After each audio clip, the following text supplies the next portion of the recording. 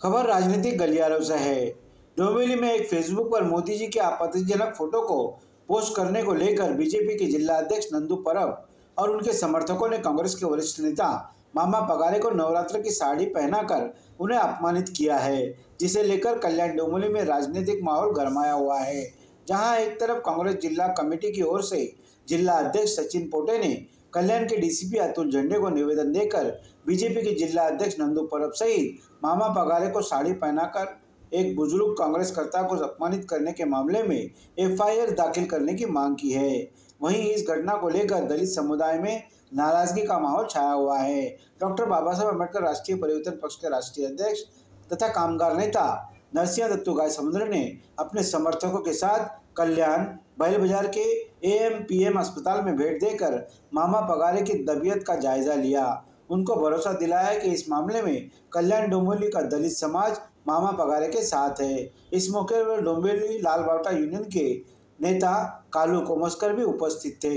इनके अलावा नरसिंह दत्तू गाय समुद्र साहब, रिक्शा संगठन के बरकत अली अंसारी, कांग्रेस के रवि क्षीरसागर, अल्ताफ खान इत्यादि ने भी मामा पगारे की तबीयत की जानकारी ली और उन्हें जल्दी ठीक होने की सलाह दी। इस विषय में हमारे संवाददाता ने पीड़ित मामा पगारे और नरसिंह दत्तू गाय समुद्र की प्रतिक्रिया ली है। प्रकरण असं झालं होतं की एक फेसबुकला एक पोस्ट आलेली होती आणि ती पोस्ट मी बघितली आणि पुढे फॉरवर्ड केली। फॉरवर्ड केल्यानंतर एका जणाचा मला फोन आला का आमच्या एका बिल्डिंगचं सेटलमेंट करायचं आहे मामा, आणि तिथं ते लोक तुमच्या चांगल्या परिचित आहेत। त्यांनी सांगितलं मामा मध्यस्थी करत असतील तर आम्ही तुम्हाला ते काम देऊ बांधण्यात पुनर्वसनासाठी। पण मी त्या दिवशी नेमकं कलेक्टर ऑफिसला होतो। म्हटलं आज काय मला जमणार नाही, उद्या आपण 11:30-12 वाजता भेटू आणि बघू आपण काय त्या लोकांना समजून सांगतो, मी तुमचं काम करून देईन। परंतु सकाळी परम मोठा मुलगा आला माझा का पप्पा आपण डोळे चेकअप करून घेऊ, थोडासा टाईम द्या म्हणून मी मुलगा आम्ही हॉस्पिटलला गेलो आणि लगेच परत संदीप माळी म्हणून त्याचा फोन आला। त्यांनी आजच्या दिवशी मला फोन केला होता का सुरेश पाटील या नावाने मी बोलतो म्हणून, पण कॉलर टूनवर बघितलं तर त्याचा संदीप माळी म्हणून त्याचा फोन त्या नोंद केलेला होता। तर आल्यानंतर म्हटलं आता तुमची बिल्डर कुठे आहे? तर हे काय बिल्डर आले? तर बघतो तो समोर भाजपचा जिल्हाध्यक्ष संदीप माळी आणि असे 10-12 लोक आले आणि लगेच मला सगळीकडनं गारडा घातला। या 2-4 जणांनी मला धरलं, तुम्ही मोदीच्या विरोधात पोस्ट केलेली। म्हटलं केली पोस्ट, तुम्ही जेव्हा सोनिया गांधी, इंदिरा गांधी, पंडित नेहरू यांच्याबद्दल जेव्हा तुम्ही पोस्ट टाकता तेव्हा म्हटलं आम्ही असं कोणाला विचारायला जातो का म्हटलं, आणि हा अधिकार तुम्हाला कोणी दिला? मला येऊन डायरेक्ट पकडायचा आणि मला विचारायचं नाही ती गाडीतनं साडी काढा म्हणून ती साडी यांना नेसवा, हां मोदीला जी साडी नेसवली त्याच पद्धतीने साडी यांना नेसवा। म्हटलं तुम्ही साडी नेसव का काही करा, माझा विरोध हा मोदीला आणि मोदीच्या विचाराला कायम स्वरूपी राहणार। जीव गेला तर हरकत नाही, पण मी विरोध करत राहणार। तुम्ही कुशाल साडी नेसवा, मला काय फरक पडत नाही।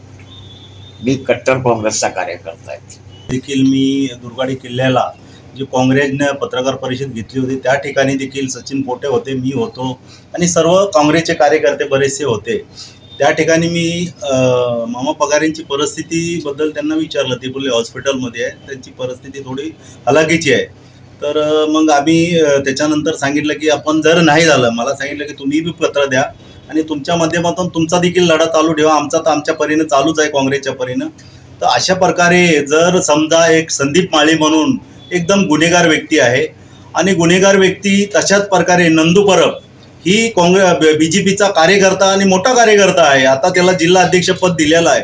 आणि असे कार्यकर्ते जर एखाद्या एक ज्येष्ठ नागरिकाला अशा प्रकारे जर त्याला म्हणजे खोटं बोलून की बाबा तुम्हाला बिल्डरशी एक काम देतो आणि तुम्ही भेटायला या, अशा प्रकारे बोलून त्यांना जर अशा प्रकारे एकदम निष्कृष दर्जाचे आमचे बौद्ध समाजाची ते व्यक्ती आहे आणि त्यांची जी परिस्थिती आहे ती एकदम बिकट आहे। त्यांच्या परिस्थितीला बघून ह्या ठिकाणी जी बीजेपीचे कार्यकर्ते मग त्याच्यामध्ये जी कोणी असते ती बघणारे देखील असतील, सर्वांना अट्रॉसिटी ॲक्ट अंतर्गत गुन्हा दाखल करावा ही देखील मागणी आहे। आणि त्यांच्यावर त्यांची जी मानहानी आहे त्यांची मानहानी झाली, त्याच्या देखील पद्धतीनं ते कोर्टामध्ये देखील त्यांनी देखील तशा पद्धतीची मानहानी केली, त्याच्यावर देखील गुन्हा दाखल कोर्टाच्या माध्यमातून देखील करावा अशी पद्धतीची देखील आमची मागणी राहील. आज आम्ही देखील पत्र देणार आहे, DCP साहेबांना बी देणार आहे, ॲडिशनल CPना देखील आज मी भेटणार आहे आणि ही तात्काळ गुन्हा दाखल करावा नाही ह्याच्याबद्दल महाराष्ट्रामध्ये कल्याणमध्ये नाही पूर्ण महाराष्ट्रामध्ये नाही भारतामध्ये आंदोलन तीव्र होईल. याची परस्पर शासनानं प्रशासनानं नोंद घ्यावी